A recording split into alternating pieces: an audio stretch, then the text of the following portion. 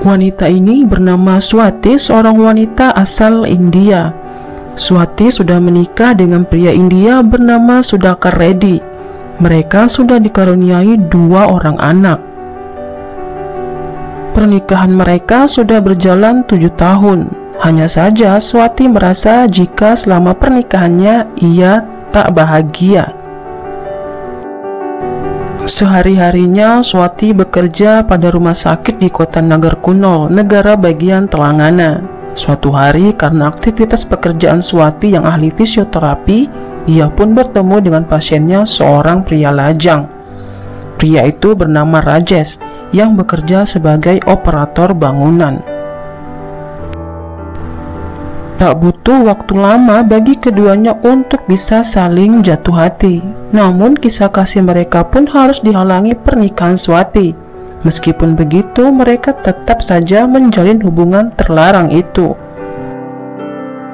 Hingga suatu hari, Swati teringat dengan sebuah film yang sempat populer di negaranya. Film itu berjudul Yevado yang dirilis tahun 2014. Entah bagaimana, Swati pun terinspirasi dari film itu untuk memperjuangkan hubungan terlarangnya.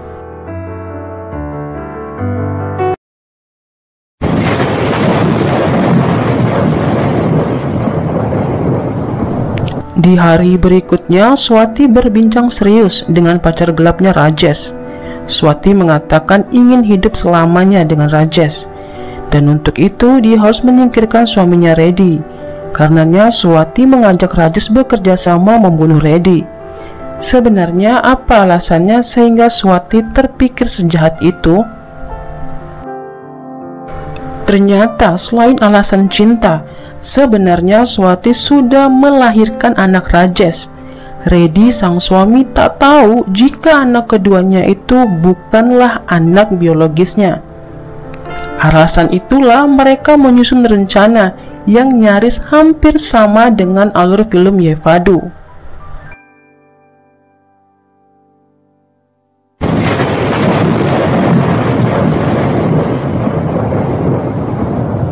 Setelah semua rencananya tersusun rapi, pada tanggal 28 November 2017, saat hanya ada Swati dan suaminya di rumah, Swati menyuntikkan cairan ke tubuh suaminya itu.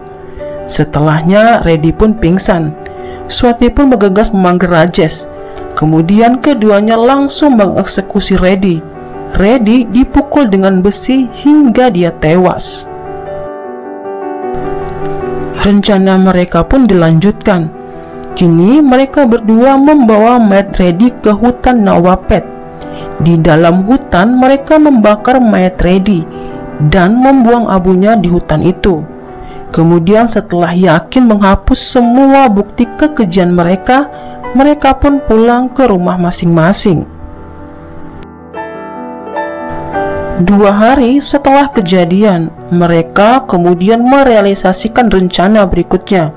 Rencana ini benar-benar menggambarkan jika Rajesh cinta buta dengan Swati.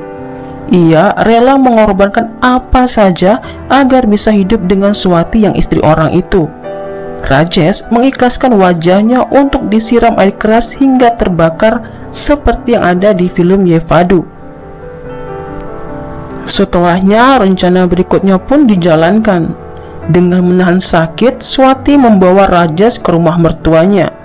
Di sana, Swati mengatakan jika pria yang dibawanya ini adalah Reddy.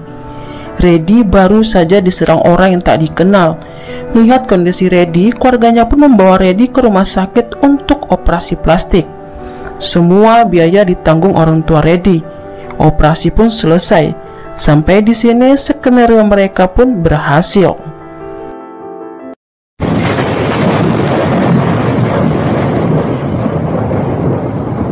Sudah berhari-hari Rajesh di rumah sakit. Selama di rumah sakit, semua orang mengenalinya sebagai Reddy, karena identitas Reddy lah yang dipakai sebagai tanda pengenal. Ibu Reddy yang setiap harinya datang menjenguk bahkan merawat Rajesh yang dia kira adalah anaknya Reddy. Namun lama-kelamaan Ibu Reddy merasa jika sikap dan tingkah anaknya itu berbeda. Puncaknya saat Ibu Reddy memasak sup kambing yang merupakan makanan kesukaan anaknya. Ternyata anaknya itu menolak memakannya dengan alasan dia seorang vegetarian.